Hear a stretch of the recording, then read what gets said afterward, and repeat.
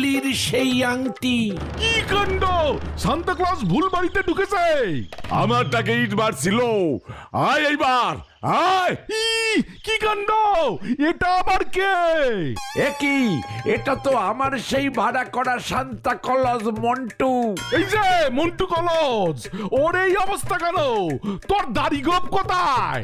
সব কেড়ে নিয়েছে ওই লোকটা। এইটা ওই ভাঙা মন্দিরের পিছনে লুকাইয়া আছিল। আমারটাকে ইট বাইরাও পার পাইবো ভাবছে। ঠিক ধরছি আমি। কে আবার কারটাকে ইট মারলো?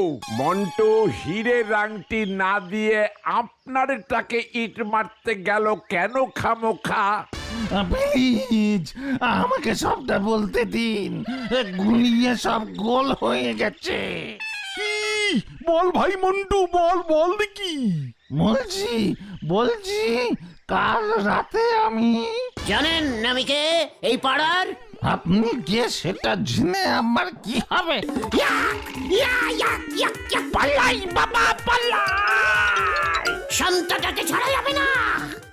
ওই জায়গাতেই তো আমার টাকে ইট পড়ছিল।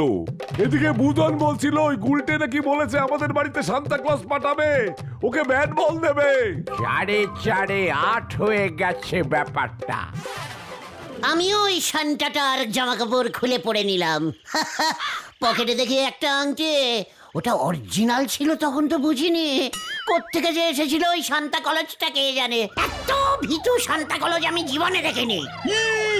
ওই সান্তা গুলটে, পাঁচুদা গো, জিপে ওঠ।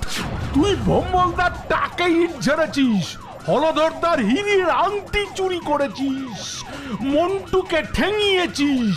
সব অপরাধের জন্য তোকে 36 বছর গারদে ঢুকাবো। একি না, কেশ কেচে গেছে রে, পালাই রে। পল্টু, স্পিড তো।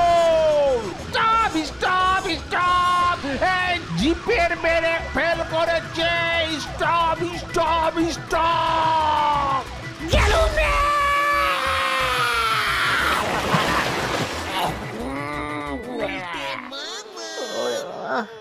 ও বাবা গো, কি গন্ধ বেরোচ্ছে! 10 দিন জলে ডুবে থাকলেও এই গন্ধ যাবে না। আর জায়গা পেলে না? আমি আর শান্তা কলেজ হব না রে। তাহলে তুমি কি হবে গুলটে মামা? হাবিলদার। গুলটে মামা কি জয়! ওরে বাবা গো,